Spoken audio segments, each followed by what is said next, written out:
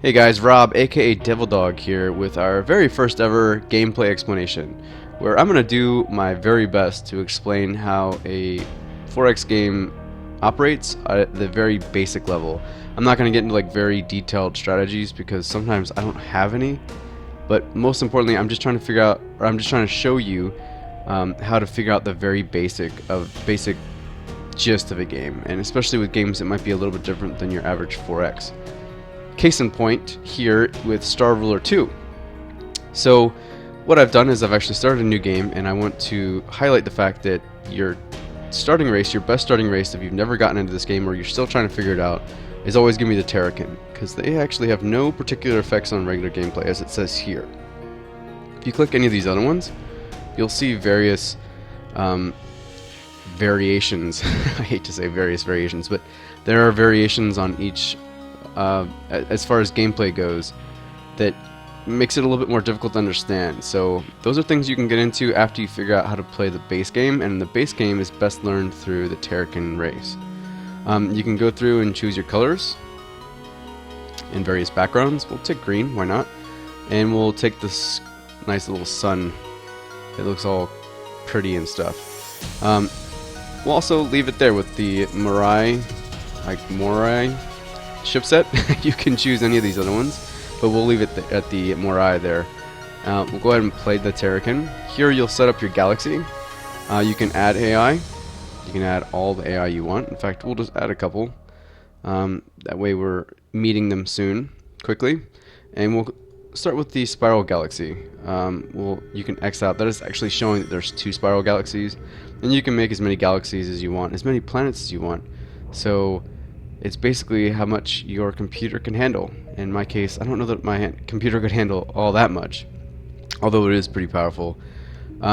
So leave it at the default 60 systems, and leave it at the default 6500 spacing. And for me, as far as learning how the game goes and maybe simplifying things a little bit, I would click this flatten button, which it doesn't necessarily get rid of the 3D plane. It just flattens the planets out so that they're all on the same level with that plane. They're still a 3D world, or universe I should say, but things are all flat so that they're not, at various like elevations and stuff. So we can go ahead and start the game. First things first, come up to the upper left hand corner and hit that pause button. It is also, for me, keybound to the spacebar, which helps me hit space and various times when I need to, which is easier. And I think that if it's not already keybound to that, you should probably bind it to a key that works for you. And you can scroll out using the mouse button or the mouse scroll button to see how everything looks. And as you can see, we have our own various arms. In fact, it's very likely that each of the races has their own arm of this spiral galaxy. So get a good look at it, and then we can zoom back in. And what we'll do first is kind of take a look at our starting system. Starting systems always start with 1 food, 1 water, and 1 level 1 resource. We'll get into the levels of resources here in just a second. Before we start moving too much and doing anything else, we want to go ahead and double click on our home planet and queue up a couple scouts, as they'll help us scout out the surrounding systems, which will give us a good idea of where we should start moving next. Alright, so now we're back into the planets, and we can talk about them for a second. Every planet needs food and water. In fact, let's take a look at the planets and resources. Every planet, no matter what level they're going to be, and we'll talk about levels here in a second, they all need food and water, as you can see. In fact, as they get better or bigger, they'll need more food than water. So they always need 1 water, but they can need 1 food, 2 food, 3, 4, 5, so on and so forth. So what I'm trying to say by that is to make sure that you always have a lot of food and a lot of water plants, because they're always going to be needed by any planet that you plan to level up. Speaking of level up, let's talk about leveling up planets. So with planets that have resources, as you can see, there's a Roman numeral 1, which means that this particular resource requires this planet to be a level 1. Once it's level 1 and it has basically it's basically populated enough and has enough things coming into it that it can develop this particular resource, it is then exported to whatever planet of your choosing, and as it exports, it generates income. So, with level 1 resources, obviously you're not going to be generating as much income as you will with level 2, level 3, level 4 resources, but the higher level resources also require more planets and more resources being imported into them. So, we'll get into that just a little bit more after we go ahead and show you how to colonize. You'll click these, you'll right click them and hit colonize this, and this is a little bit different because we'll hit this and colonize this and auto import to level 1. As we saw before, level 1 planet needs 1 food and 1 water. So it will take these two and import them into this particular planet so that it can start to export the level 1 resource, which also has the added ability of increasing the rate of ship and orbital construction. So we'll go ahead and hit space and unpause it. Might increase the speed a little bit, and while we've got this guy just sort of hanging out, we can use him to scout out. So we'll scout this by right clicking it and just telling him to move to that star. We can also use our hyperdrive, which uses up our FTL, but we don't have enough FTL stored yet. As you can see, we gain +1 per second, but it would require probably something like 60. As you can see, red 60 to get to that particular system using our FTL, so we're not going to use our FTL because we can't. And you'll see from the home planet, they'll start to send colony ships that will start to colonize each of these planets that we've set up. You can also tell in the upper right hand corner what planets you have queued up to colonize. And you can also tell that there are pending auto imports. That basically means that because we said colonize this and import to auto import to level 1, that as soon as that planet is colonized, it's going to import a level 1 or a water resource and a food resource. Down here in the lower right, it's kind of a news feed down here, and it says that our scout's been built, so we'll go ahead and click on that. And if we had more FTL, I would say auto explore with FTL, but because we don't, we're going to go ahead and just send him this way for now. Once we've gained enough FTL that we've got a good store, we can use that auto explore with FTL button, and it'll use FTL to explore the surrounding areas. But we'll let that build up first. And as those colonies, as all these planets are colonized, you'll see that circle, that green circle, start to basically like encompass that planet. We'll watch this one and see how it starts to kind of tick away like a clock, like a counterclockwise clock. Once it's completely encircled, that means that the colony has been founded and it's ready to go. We've got our other scout. Click on him and we can probably have him explore here, and we can shift and then right click to have him move to various systems afterwards. In fact, we'll do that with this guy too. We'll have him move there, and then we'll move him here, and move him here, move him here, move him here, move him here. Now that we've scouted out some systems, we can take a look at the other planets that are involved. So now we've got one level 1 resource that will produces progress towards the active research field. So we'll get into research and all these other things here in just a second. We found our first tier 2 resource, generates budget income for the empire, and then our water resource and a food resource. Over here we have a food, we have a water, we have a psyllium. Okay. I don't think I've ever seen that one. Which doesn't look to need a particular level in order to export its goods. So its energy generation is increased by 10%, 20%, 30%, so on and so forth as it levels up, but it doesn't necessarily need to be a level in order to export what it's got. So that's good. And then we also have water here. So because every planet that we level up is going to need food and water, we'll go ahead and queue up a food and we'll queue up a water.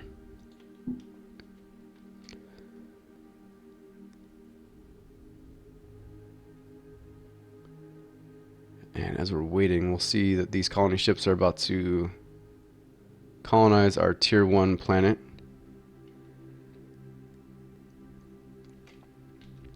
And we'll send the carrier back. Actually, we'll see.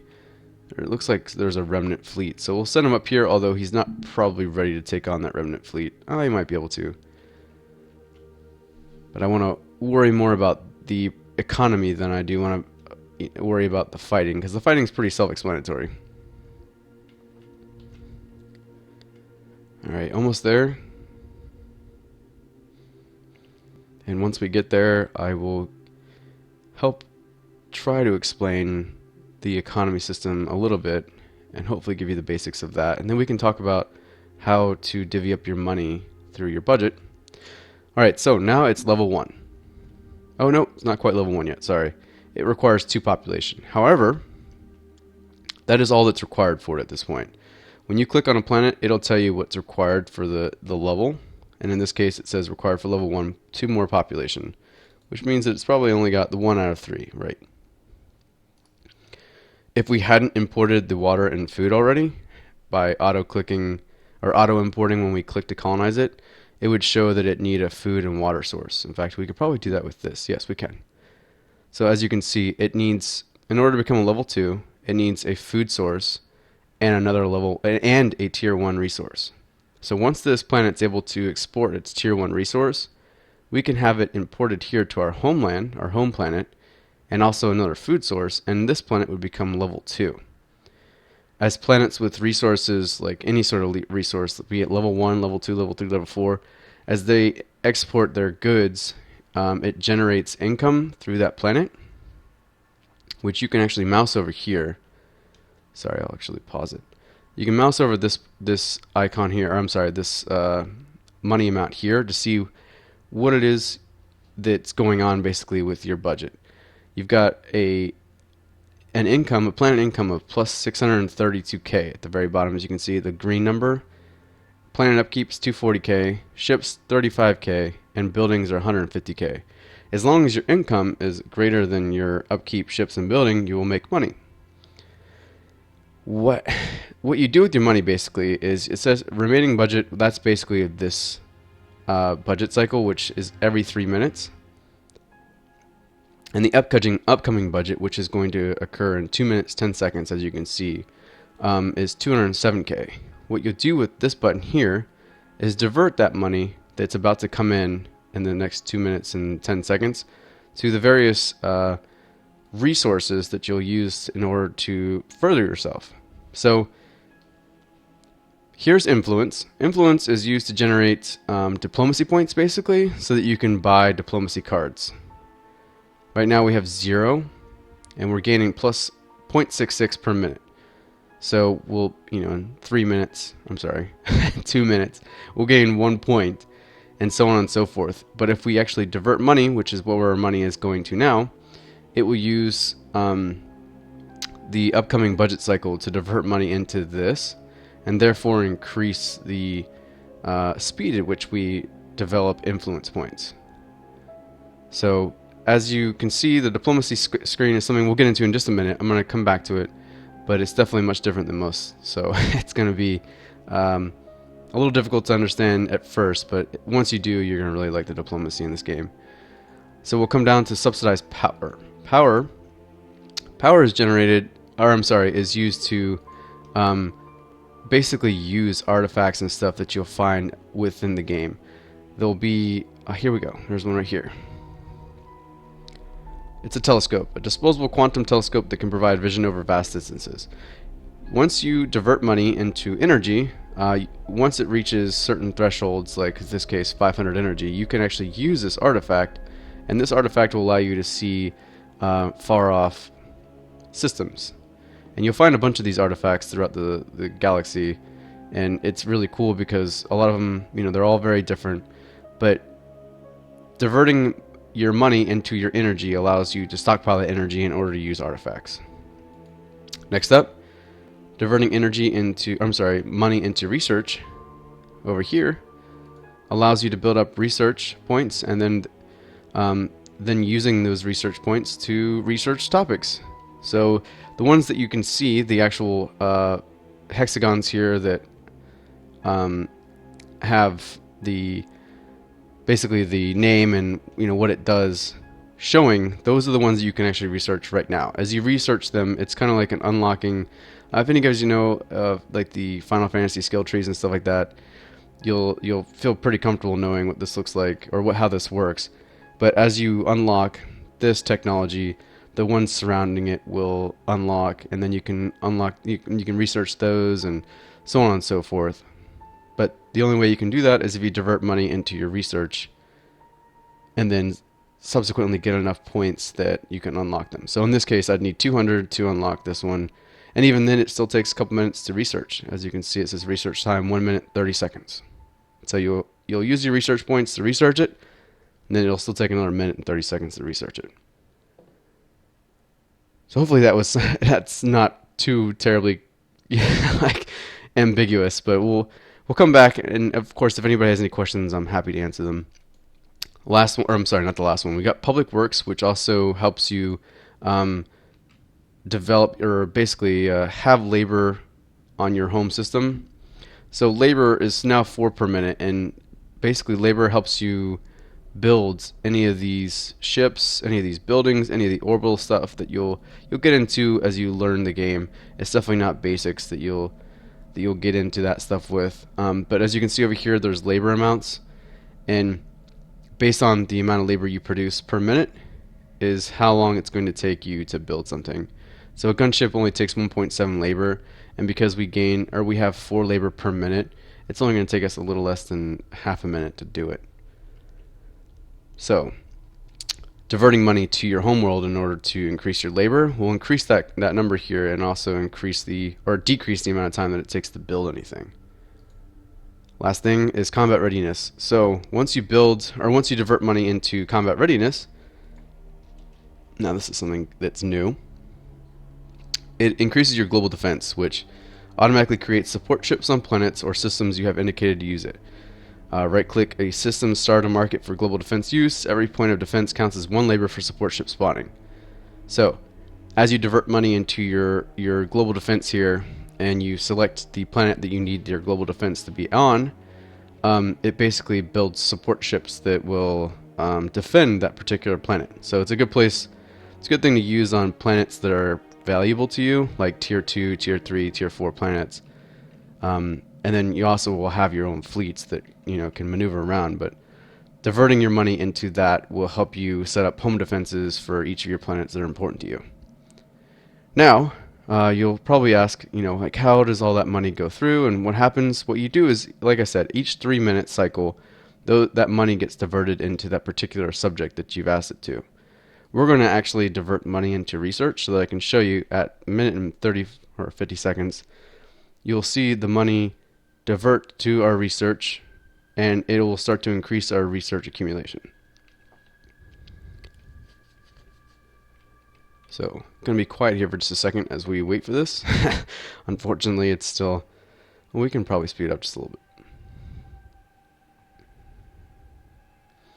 I didn't notice that they actually have a real time. So now you know what time I'm doing this.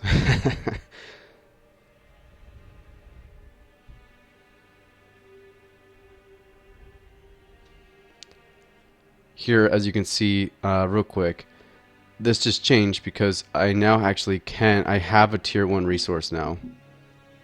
It is now, as you can see, it is now a level 1 planet, so it's actually exporting this or it can export this resource. And here it's telling me that it's not being used, that no one's importing it. So what I'll do is come to my home planet and hit right click again and auto import to level 2. And what that'll do is import from this level 1 planet, and then as soon as a food planet is ready to go, it'll import that, as you can see here, and it'll become a level 2 planet. It'll also increase, as you can see now, it's increasing my income because I have a level 1 resource that is being sold.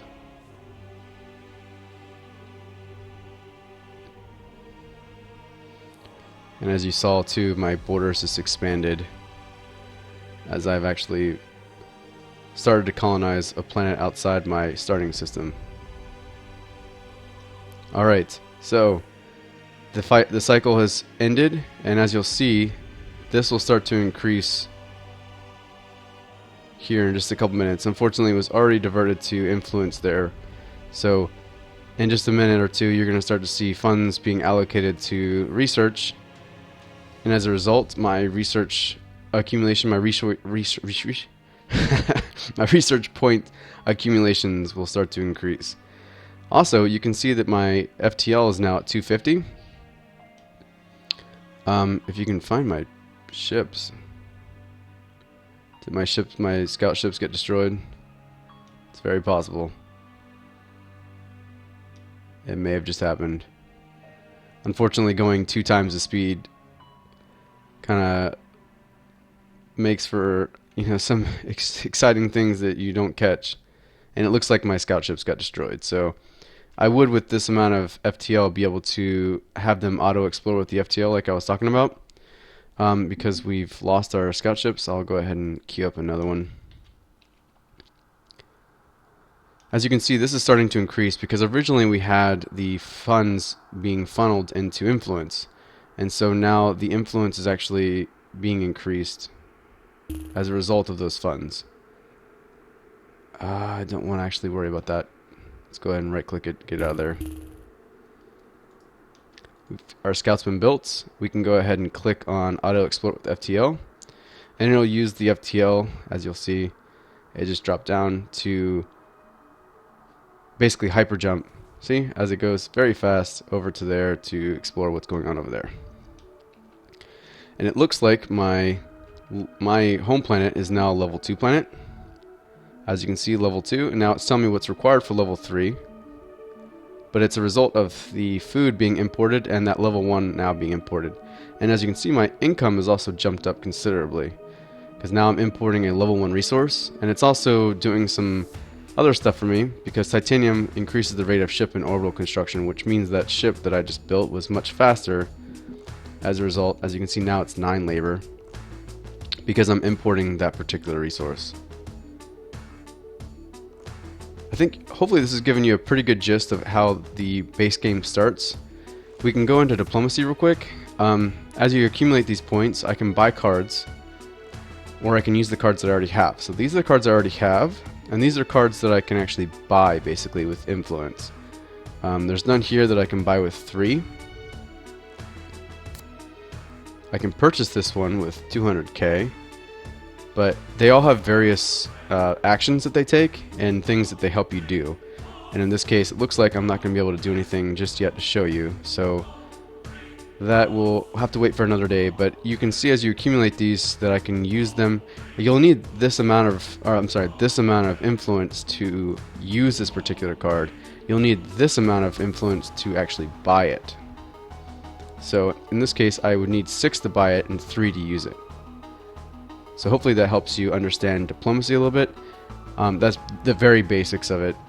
We can get into that in another video, but this is a basics video. A gameplay explanation, as I said. A very basic general gist of how the game works. And as you can see now that the budget is now being divvied into research, the speed in which we're generating research is at 0.74 per second. And we'll allow that to increase to 0.200, where we can actually research something and I can show you. We also have now 8 influence, so we're going to go and take a look to see if there's something we can buy. We'll buy investigate just because I want to show you how to do it. So we can use the 5 influence to buy it, and now it becomes part of my pool. I can also then turn around and use 2 to activate it, as it says 2. After subtly spreading rumors of nefarious developments occurring in other empire, we offer a petition for a Galactic Senate investigation in the matter to clear these obvious misunderstandings. The investigation will prove useful for gaining intelligence on the other empire's internal affairs. Basically, this is a way to like legally spy on someone. So you can gain vision on all the target empire for 10 minutes. What happens is you have to first select your target, and we only have one other target, so we'll activate it towards them, and then we vote on it. The galaxy that is in the know, is that everybody is aware of, or that is basically made contact with everybody else, will vote on whether or not they think that you should be able to do that, or they shouldn't. You shouldn't be able to do that. Yeah, should or shouldn't. And you can use your cards to basically vote in favor of yourself, or in favor of other people, or against yourself, or against other people. I don't know why you'd vote against yourself. But because we don't have any more influence, we don't actually have any votes other than the initial vote that we have for it, because it's something that we proposed. It's a much deeper system than it looks, and it's much deeper than that quick little summary. And again, that's a video for another day. I want to show you research briefly, and then we'll probably go ahead and wrap this video up. Hopefully this has helped you understand the very basics of this game. I should be, honestly, if I were to be playing this as I would normally play it, I should be colonizing other planets and spreading myself out, especially towards these guys here. In fact, we might as well go ahead and colonize the planets that I would normally colonize.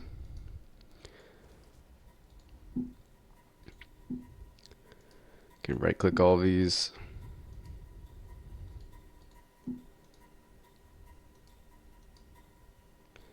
We're going to auto import this one to level 1. And we'll definitely colonize this one, but maybe not just yet. Oh wait, no, we could probably colonize it. We'll colonize it, and then we'll wait till we figure out exactly how we're going to get the resources required for level 2 before we actually ask it to import to level 2.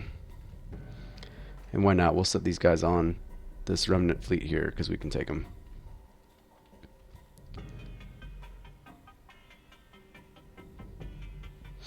And as you can see, we can kind of keep an eye on our current budget and our upcoming budget.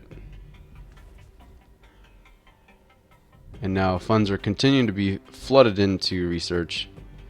And we can change that at any time. I can now shift it for the next cycle. We can probably bring it to, you know, maybe influence, so we can use one of those cards or vote on that proposal that we've already done. The proposals each have a time limit, and in this case it's about to time out. And because I have won, basically, because there was one vote for this proposal and none against, I basically won it. And that means I'll now have vision of everything that they do. There's also something here, the things that I was talking about with energy. These are all the artifacts that I'm coming across and all the energy requirements that are needed to use these. So you can keep an eye on that, and you can also keep an eye on how much energy. Obviously I would need to divert some money into my energy, or I can accumulate energy in other ways too. And we've accumulated 200 research points, so I'll show you how to do this, and then we'll call it an episode, or maybe even just a gameplay explanation in general, since it's the first one I've ever done. And what I can do is I can research any of these now that have 200 as the minimum requirement, because I have 215. So there's only a couple that I can do. One of them here, if I research it, I can actually unlock immediately 500k towards special funds.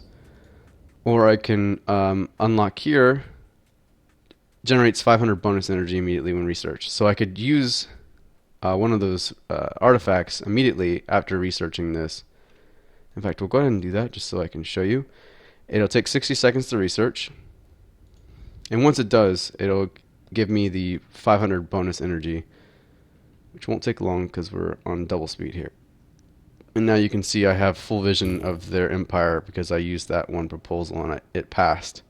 So now I can see that they have ships, a couple large dreadnoughts, scary stuff. And they're doing pretty good. You know, they've obviously expanded well. They've got some good planets going. It's a pretty decent AI. Alright, so now we have 500 energy, and I could use, let's say I could want to use the telescope. I can go ahead and click on it, because now I can use it with my 500 energy, and I can left click on this system right here and see what's going on there. And look at that, I actually found one of the other AI.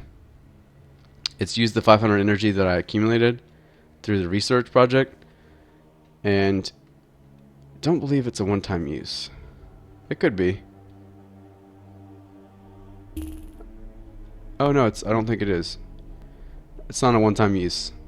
So I can keep using it as I accumulate more and more energy. but I didn't remember if the telescopes are one-time use or not. But that's basically the general gist of this game. Hopefully this has given you a really good understanding, and maybe not really good, but hopefully this has given you a decent understanding of how the game works and how the economy system works. You basically, it's almost like daisy chaining, but you're spreading out, you're trying to get these things. You can't spread out too fast because spreading out and colonizing other planets actually costs money. And once you have brand new colonies or planets, you actually they require upkeep. They cost more than they actually produce. So a lot of times, if you go too crazy with colonizing, you'll lose money, like I am right now.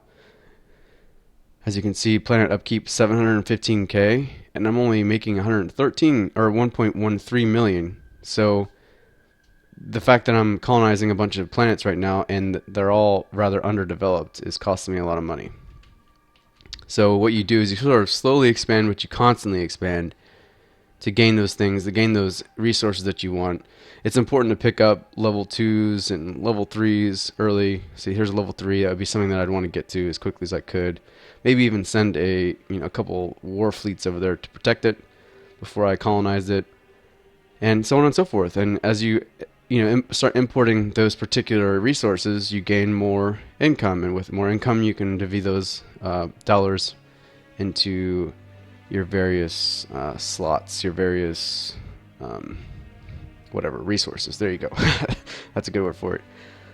If you guys have any questions, or if for any reason something I said wasn't as clear as I hoped it was, please ask questions and give me some feedback on how this gameplay explanation went. My very first time, so just trying to give you like I said, a general gist of how the game plays. And this one's particularly different than most other ones, and it's also particularly awesome.